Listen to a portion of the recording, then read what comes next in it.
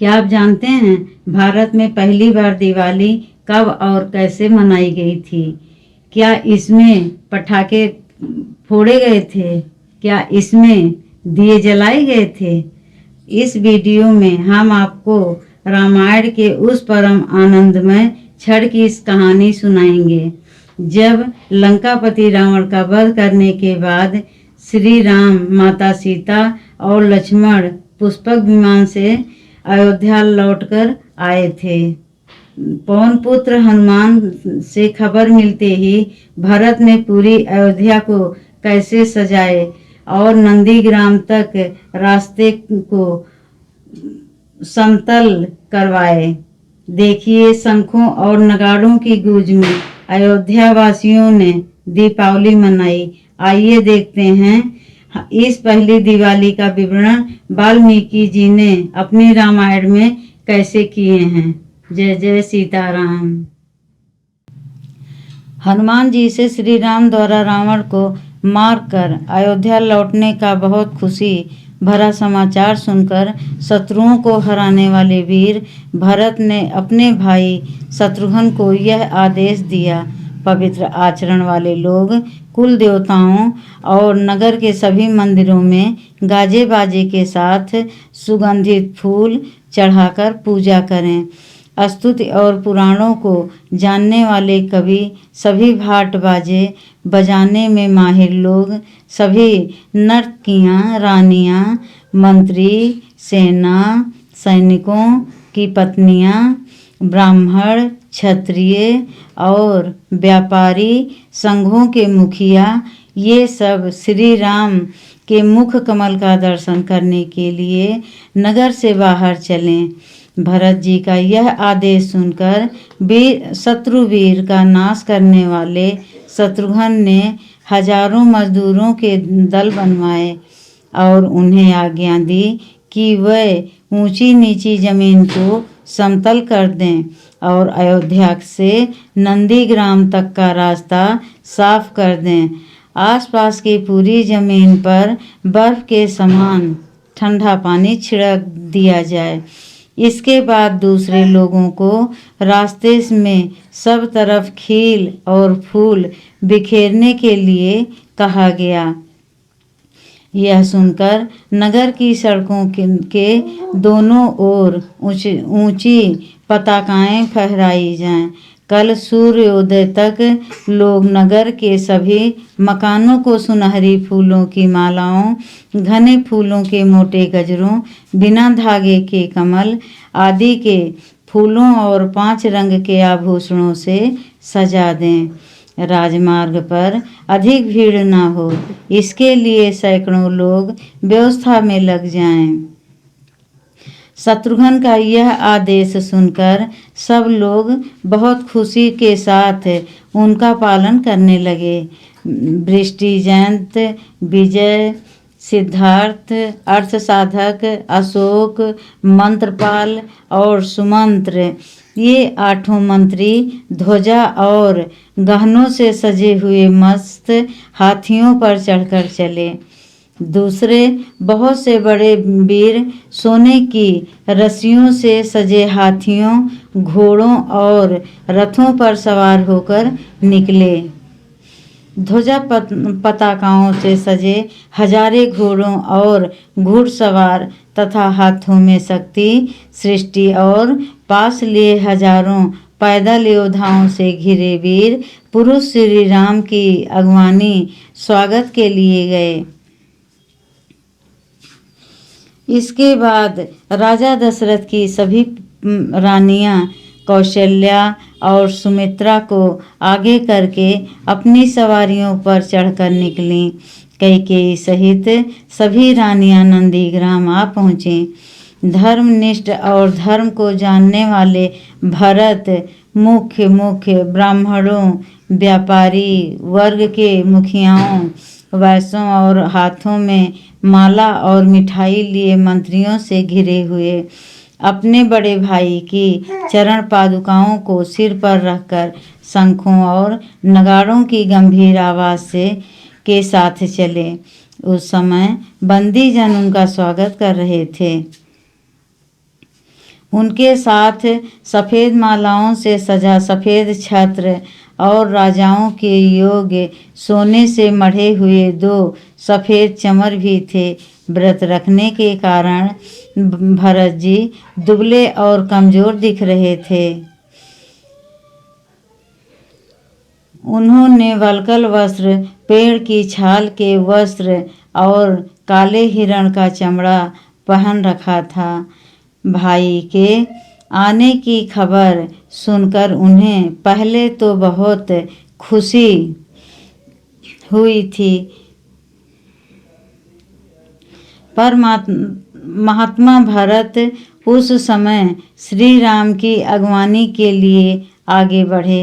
घोड़ों की टापों, रथ के पहियों की आवाज़ और शंखों एवं नगाड़ों की गंभीर आवाज़ों से पूरी धरती हिलती हुई लग रही थी।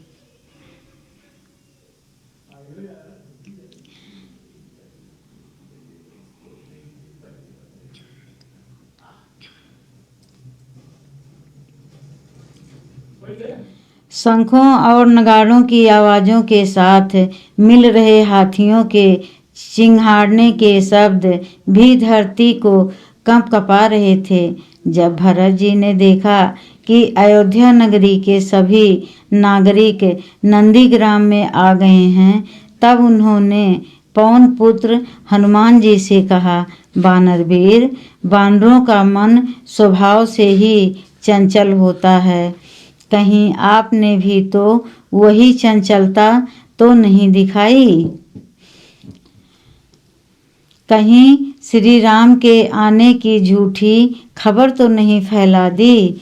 क्योंकि मुझे अभी तक शत्रुओं को दबाने वाले श्री राम के दर्शन नहीं हुए हैं और ना ही इच्छा अनुसार रूप बदलने वाले वानर दिख रहे हैं।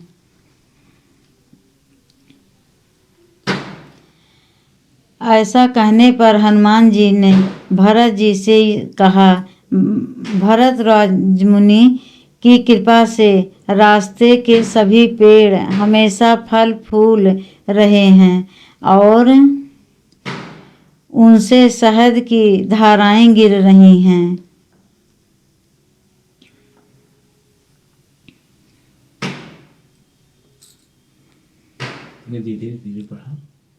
उन पेड़ों पर मस्त भंवरे लगातार गूंज रहे हैं। उन्हें पाकर बानर सभी भूख प्यास मिटाने लगे हैं। परमवीर देवराज इंद्र ने भी श्री रामचंद्र जी को ऐसा ही वरदान दिया था। इसलिए भरद्वाज जी ने सेना सहित श्री रामचंद्र जी का सभी गुणों से भरा हुआ पूरी तरह से आतिथ्य सत्कार किया है। लेकिन देखिए, अब खुशी से भरे हुए बानरों का भयंकर शोर सुनाई दे रहा है। लगता है इस समय बानर सेना गोमती नदी को पार कर रही है।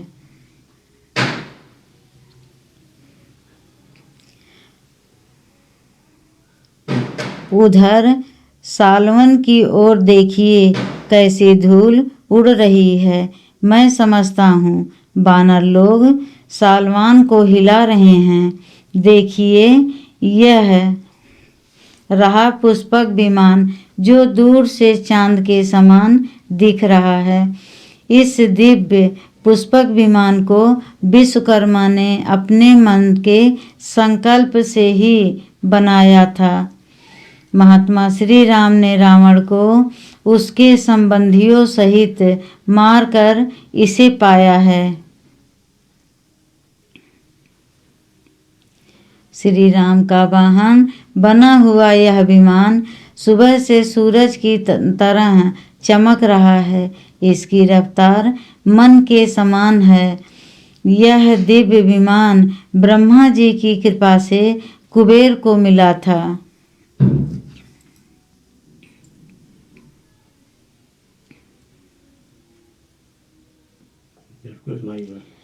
इसी में विदेह कुमारी सीता के साथ वह दोनों रघुवंशी वीर भाई बैठे हैं और इसी में महातेजस्वी सुग्रीव तथा राक्षस विभीषण भी विराजमान हैं। हनुमान जी के इतना कहते ही स्त्रियों, बच्चों, नौजवानों और बूढ़ों सभी नगरवासियों के मुख से यह आवाज फूट पड़ी, अरे ये श्री रामचंद्र जी आ रहे हैं। उन नागरिकों का यह खुशी का शोर स्वर्गलोक तक गूंज उठा। सब लोग हाथी, घोड़ों और रथों से उतर पड़े और धरती पर खड़े होकर विमान में बैठे श्री रामचंद्र जी का उसी तरह दर्शन करने लगे जैसे लोग आकाश में चमकने वाले चंद्रमा का दर्शन करते हैं। भरत जी श्री रामचंद्र जी की ओर देखते हुए हाथ जोड़कर खड़े हो गए। उनका शरीर खुशी से रोमांचित था। उन्होंने दूर से ही जल और अर्घ आदि के द्वारा श्री राम का विधि पूर्वक पूजन किया। विश्वकर्मा द्वारा मन से बनाए गए उस विमान पर बैठे हुए विशाल नेत्रों वाले भगवान श्री राम इंद्र के समान सुंदर लग रहे थे। विमान के ऊपरी भाग में बैठे हुए भाई श्री राम को देखते ही भरत ने बिन नम्रता से उन्हें उसी तरह प्रणाम किया जैसे मेरू पर्वत की चोटी पर उगे सूर्यदेव को ब्राह्मण नमस्कार करते हैं। इतने में श्री रामचंद्र जी की आज्ञा पाकर वह बहुत तेज चलने वाला हंसों वाला उत्तम विमान धरती पर उतर आया। भगवान श्री राम ने सत्य पराक्रमी भरत जी को भी विमान पर चढ़ा लिया और उन्होंने श्री रघुनाथ जी के पास पहुंचकर आनंद में भरकर फिर से उनके चरणों को साष्टांग प्रणाम किया। उसके बाद क्या हुआ? उसके बाद फिर क्या हुआ बताओ। बहुत समय बाद दिखाई दिए भरत को उठाकर रघुनाथ जी ने बहुत खुशी के साथ गले लगाया। इसके बाद शत्रुओं को दुख देने वाले भरत ने लक्ष्मण से मिलकर उनका प्रणाम स्वीकार किया और विदेह राजकुमारी सीता को भी उतनी ही खुशी से प्रणाम किया और अपना नाम बताया। इसके बाद कैकेयी के पुत्र भरत ने सुग्रीव, जामवन, अंगद, मैंद, द्विविद, नील, श्रीशंग, सुपेड़, नल, गवाक्ष, गंधमादन, सरभ और पनस को गले लगाया। वह इच्छा अनुसार रूप धारण करने वाले वानर इंसानों का रूप धरकर भरत जी से मिले और उन सब ने बहुत खुशी से भरकर उस समय भरत जी का हाल चाल पूछा। धर्मात्माओं में श्रेष्ठ महातेजस्वी राजकुमार भरत ने वानर राज सुग्रीव को गले लगाकर उनसे कहा, सुग्रीव तुम हम चारों के पांचवें भाई हो, क्योंकि स्नेह से उपकार करने वाला ही सच्चा मित्र होता है और मित्र अपना भाई ही होता है। उपकार कर बुराई करना ही शत्रुओं का लक्षण है। इसके बाद भरत ने विभीषण को सांत्वना देते हुए उनसे कहा, राक्षस राज, बड़े सौभाग्य की बात है कि आपकी सहायता पाकर श्री रघुनाथ जी ने बहुत कठिन काम पूरा किया है। इसी समय वीर शत्रुघ्न ने भी श्री राम और लक्ष्मण को प्रणाम करके सीता जी के चरणों में विनम्रता पूर्वक सिर झुकाया। माता कौशल्या शोक के कारण बहुत कमजोर और कांतिहीन हो गई थीं। उनके पास पहुंचकर श्री राम ने झुककर उनके दोनों पैर पकड़े और माता के मन को खुशी थी। फिर सुमित्रा और यशस्विनी कैकेयी को प्रणाम करके उन्होंने सभी माताओं का अभिवादन किया। इसके बाद वह राजपुरोहित वशिष्ठ जी के पास आए। उस समय अयोध्या के सभी नागरिक हाथ जोड़कर श्री रामचंद्र जी के साथ बोल उठे, माता कौशल्या को आनंद देने वाले महाबाहु श्री राम, आपका स्वागत है, स्वागत है। भरत के बड़े भाई श्री राम ने देखा, खिले हुए कमलों के समान नागरिकों की हजारों अंजलियां जुड़े हुए हाथ उनकी ओर उठी हुई। इसके बाद भरत ने स्वयं ही श्री राम की वह चरण पादुकाएं उनके चरणों में पहना दी और हाथ जोड़कर उस समय उनसे कहा, प्रभु, मेरे पास धरोहर के रूप में रखा हुआ आपका यह सारा राज्य आज मैंने आपके चरणों में लौटा दिया। आज मेरा जन्म सफल हो गया, मेरा मनोरथ पूरा हुआ जो मैं अयोध्या नरेश आप श्री राम को फिर से अयोध्या में लौटा हुआ देख रहा हूँ।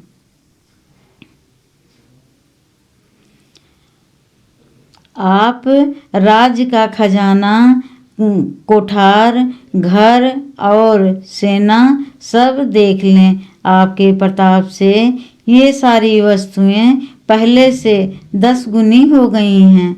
भरत को इस प्रकार कहते हुए सभी वानर और राक्षस राज विभीषण की आंखों में आंसू बहने लगे। इसके बाद श्री रघुनाथ जी भरत को बहुत खुशी और प्यार से गोद में बैठाकर विमान से सेना सहित उनके आश्रम पर गए। भरत के आश्रम पहुंचकर सेना सहित श्री रघुनाथ जी विमान से उतरकर धरती पर खड़े हो गए। उस समय श्री राम ने उस उत्तम विमान से कहा, विमान राज, मैं तुम्हें आज्ञा देता हूँ, अब तुम यहाँ से देवताओं में श्रेष्ठ कुबेर के पास ही चले जाओ और उन्हीं की सेवा में रहो। श्री राम की आज्ञा पाकर वह परम उत्तम विमान उत्तर दिशा की ओर कुबेर के स्थान पर चला गया। राक्षस रावण ने जिस दिव्य पुष्पक विमान पर जबरदस्ती अधिकार कर लिया था, वही अब श्री रामचंद्र जी की आज्ञा से प्रेरित होकर तेजी से कुबेर की सेवा में चला गया। इसके बाद पराक्रमी श्री रघुनाथ जी ने अपने मित्र पुरोहित वशिष्ठ पुत्र सुयश के उसी प्रकार चरण छुए जैसे देवराज इंद्र बृहस्पति जी के चरण को स्पर्श करते हैं। फिर उन्हें एक सुंदर अलग आसन पर बिठाकर उनके साथ ही दूसरे आसन पर वह स्वयं भी बैठ गए। जय जय श्री राम।